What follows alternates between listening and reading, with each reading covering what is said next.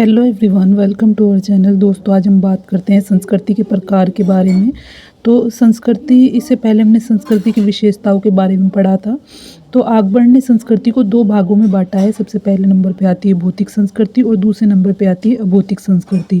तो भौतिक संस्कृति जो होती है वो होती है कि मनुष्य ने अपने जीवन को आसान बनाने के लिए, चाहे जो भी उपकरण बनाए हैं या मशीनों का निर्माण किया है, इमारतें, सड़कें, पुल जो भी बनाए हैं अपने जीवन को जो है आसान बनाने के लिए, वो सब भौतिक संस्कृति के अंतर्गत आती हैं। चाहे वो कोई आविष्कार हों या औषधियाँ हों, मतलब दवाइयाँ हों, या कोई खाद्य पदार्थ हों, ये सब जो है भौतिक संस्कृति के अंतर्गत आती है। चूँकि भौतिक संस्कृति एक मूर्त रूप पर आधारित है, यानी कि हम उसे देख सकते हैं। तो भौतिक संस्कृति में जो है समय के साथ साथ बहुत बड़े परिवर्तन होते रहते हैं। इसलिए कहा जा सकता है कि जो मनुष्य के द्वारा बनाए गए भौतिक पदार्थ हैं, वो चाहे उसमें कुछ भी हो, उनकी संपूर्णता को हम भौतिक संस्कृति कहते हैं। तो सबसे पहले पढ़ते हैं भौतिक संस्कृति की विशेषताएं कि भौतिक संस्कृति कैसी होती है। पहले नंबर पे आता है भौतिक संस्कृति का रूप मूर्त होता है, यानी कि मूर्त यानी जिसे हम देख सकते हों। भौतिक संस्कृति का रूप मूर्त होता है, इसलिए हम उन्हें देख सकते हैं, चूँकि इसमें सभी तरह के जो स्थूल पदार्थ यानी जो दिखते हैं वो आते हैं, तो इसलिए इसका रूप मूर्त होता है। दूसरे नंबर पे आती है भौतिक संस्कृति मापनीय होती है, चूँकि इसमें शामिल जितने भी चीज़ें होती हैं उन्हें हम माप सकते हैं। उनकी वृद्धि और उनमें जो बढ़ोतरी हो रही है या कमी हो रही है उसे हम देख सकते हैं। तीसरे नंबर पे आते हैं भौतिक संस्कृति का रूप सरल होता है, चूँकि इसकी उपयोगिता और सरलता को हम आसानी से देख और समझ सकते हैं, तो इसका रूप जो है सरल होता है, चूँकि हम इसे आसानी से देख पा रहे होते हैं। चौथे नंबर पे आता है भौतिक संस्कृति में होने वाली वृद्धि संचयी होती है।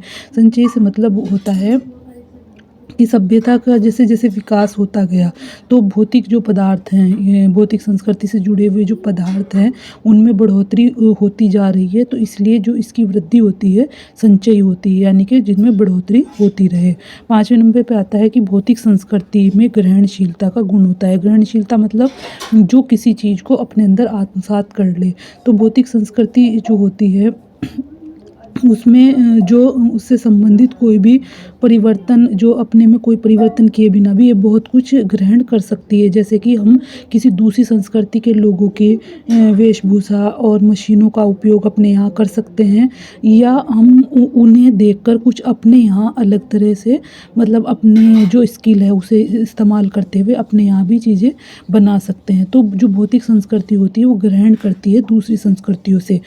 छठे नंबर पे आता है ये संस्कृति वैकल्पिक होती है, यानी कि भौतिक जो संस्कृति होती है उसमें जो साधन, भौतिक संस्कृति में जो भी साधन या कोई भी चीज़ें आती हैं वो इतनी ज़्यादा होती हैं कि ये आपकी जो है मर्ज़ी पर डिपेंड करता है कि आप उसे इस्तेमाल करते हैं या नहीं करते हैं।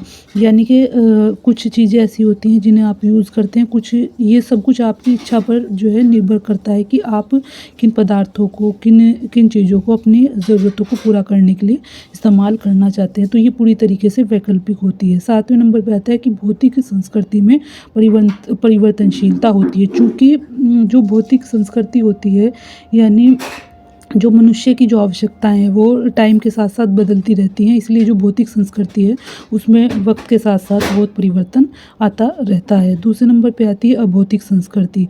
अभौतिक जो संस्कृति होती है वो जो मनुष्य की जो संपूर्ण संस्कृति उसका वो भाग है जो कि इंसान को ये बताता है कि उसे किस तरह के विचार और विश्वास और कैसी नियमों और प्रथाओं के अनुसार व्यवहार करना है, यानी कि जो कि एक इंसान को जैविक प्राणी से सामाजिक प्राणी के रूप में बदलती है, वो सब अभौतिक संस्कृति में आती हैं। चाहे वो हमारे विचार हों, विश्वास हों, नियम हो, प्रथाएं हों, परंपराएं हों, या शिष्टाचार के तरीके, यानी कि जो किसी इंसान को एक जो है रास्ता देते हैं कि किस तरीके से उसे अपने आप को एक सामाजिक प्राणी के रूप में जो है परिवर्तित करना है, वो सब अभौतिक संस्कृति में आती हैं। ये जो हमारी प्रथाएं, परंपराएं और विश्वास होते हैं, चूँकि ये समाज द्वारा मान्यता प्राप्त होते हैं, इसलिए इसे पूरे समाज के लोगों द्वारा, मतलब व्यक्ति पर एक तरह से बाध्य रूप में इसे डाला जाता है कि वो अपने व्यवहार में इनका पालन करें।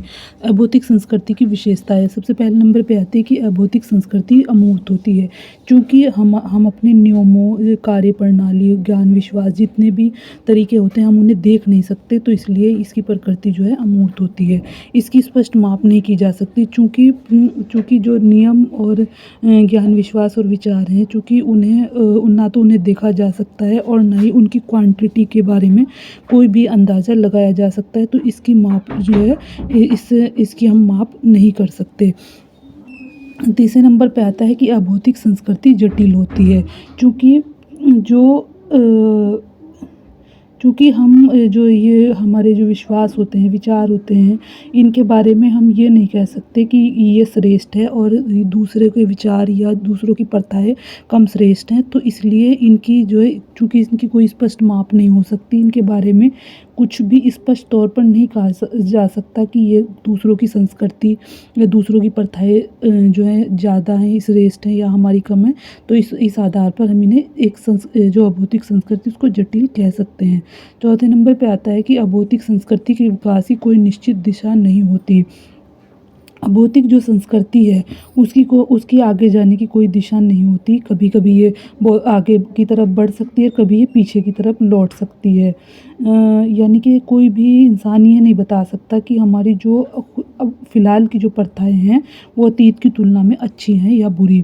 5वें नंबर पे आता है कि अभौतिक संस्कृति जो है के विकास की किसी दूसरे समूह की अभौतिक संस्कृति को विशुद्ध रूप में ग्रहण नहीं किया जा सकता। यानी कि अगर हम ये सोचें, अगर हम ये समझें कि हम दूसरों की संस्कृति को अपने अंदर आत्मसात करें, तो हम उसे कभी भी विशुद्ध रूप में यानी पूरी तरीके से नहीं ले सकते। उसमें कहीं न कहीं हमारी अपनी संस्कृति का भी जो हमारी अपनी संस्कृति के गुण भी उसमें आ जाते हैं। छठे नंबर पे आता है कि अभौतिक संस्कृति वैकल्पिक नहीं होती, इसमें बाध्यता गुण होता है। चूँकि जो भौतिक संस्कृति है वो तो उसमें तो इंसान के जो है उसकी रुचि पर डिपेंड करता है कि वो किन किन चीज़ों को लेना चाह रहा है, किन को नहीं। जबकि अभौतिक संस्कृति जो होती है, चूँकि इसका संबंध हमारे ज्ञान, विश्वास, कला, प्रथाएँ, परंपराओं से होता है, हमारे लोकाचारों से होता है, तो इसलिए इसमें वैकल्पिक रहने का कोई भी ऑप्शन नहीं होता। इसमें सीधा इसमें एक बाध्यता गुण होता है कि हर समाज चाहता है कि उसके सदस्य अपनी प्रथाओं, परंपराओं और लोकाचारों के अनुसार के अनुसार व्यवहार करें, इसलिए इसमें बाध्यता गुण होता है। इस संस्कृति की प्रकृति तुलनात्मक रूप से अधिक स्थायी होती है। जो ये अभौतिक संस्कृति होती है कि ये भौतिक संस्कृति के मुकाबले ज़्यादा स्थायी होती है। इसमें लंबे समय तक कोई भी परिवर्तन नहीं होता। 8वें नंबर पे आता है अभौतिक संस्कृति का विकास बहुत धीरे-धीरे एक लंबी अवधि में होता है। अभौतिक संस्कृति जो होती है, चूँकि हमारे जो विश्वास होते हैं या जिन रूल्स पर हम काम कर रहे होते हैं, वो एक लंबे समय के बाद उन्हें समाज की मान्यता मिलती है। तो इसलिए इसका विकास कभी भी जल्दी से नहीं होता। जबकि ऐसा देखा जाता है, जब कोई पीढ़ी किसी पीढ़ी का कोई अनुभव है, जब उसे एक लंबे समय तक उपयोगी देखा जाता है, तभी उसे समाज की मान्यता मिलती है। इसलिए अभौतिक संस्कृति का विकास धीरे-धीरे होता है। 9वें नंबर पे आता है कि संस्कृति की प्रकृति आत्मिक होती है। यानी चूँकि ये मनुष्य के जो है आत्म से जुड़ी होती है, हमारे विश्वास, ये जो तरीके होते हैं, चूँकि यह एक इंसान को सही आचरण करना सिखाते हैं, तो इसीलिए ये इसका जो संबंध होता है मनुष्य के आत्म से जुड़ जाता है। तो वो उससे एक तरीके से अपने आप को जुड़ा हुआ महसूस करता है। संस्कृति के अंग और उपादान, चूँकि संस्कृति का जो निर्माण है जिन अंगों से हुआ है उन्हें संस्कृति के अंग कहते हैं। उसमें पहले नंबर पे आता है संस्कृति तत्व, यानी कि एक छोटा-सा संस्कृति तत्व जिससे कि एक संस्कृति का जो निर्माण होता है। संस्कृति सबसे छोटी इकाई जिसका कार्यात्मक आधार पर पुनर्विभाजन नहीं किया जा सकता, उसे हम संस्कृति तत्व कहते हैं। यानी सबसे छोटा तत्व जिससे कि संस्कृति बनी है, जिसका हम विभाजन नहीं करते, वो कर नहीं सकते, उसे संस्कृति तत्व में लाते हैं। दूसरे नंबर पे आता है संस्कृति संकुल, यानी कि जैसे कि बहुत सारे लोगों से मिलकर एक परिवार बनता है, उसी तरह जो छोटे-छोटे संस्कृति तत्व हैं उनसे मिलकर एक संस्कृति संकुल बनता है। तीसरे नंबर पे आता है तीसरे नंबर पे आता है संस्कृति प्रतिमान। संस्कृति प्रतिमान का मतलब होता है कि जब बहुत सारे संस्कृति संकुल जो होते हैं उन्हें एक विशेष ढंग से उन्हें व्यवस्थित कर दिया जाता है, तब जो है एक संस्कृति प्रतिमान बन जाता है, यानी कि एक पैटर्न बन जाता है किसी भी कल्चर का एक पैटर्न बन जाता है। ये संस्कृति प्रतिमान कहलाता है, जिसे कि रूथ बेनेडिक्ट ने अपनी जो बुक पैटर्न्स ऑफ कल्चर में संस्कृति प्रतिमान की जो ये अवधारणा थी रूथ बेनेडिक्ट्स ने दी थी। चौथे नंबर पे आता है संस्कृति क्षेत्र।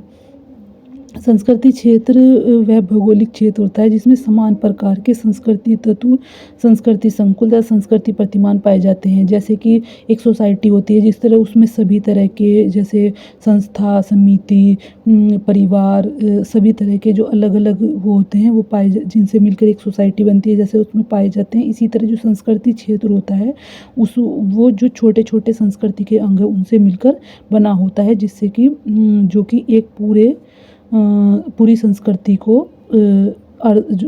एक पूरी संस्कृति की जो है संरचना को बना रहा होता है। इसमें संस्कृति संकुल, संस्कृति प्रतिमान, संस्कृति तत्व सभी पाए जाते हैं।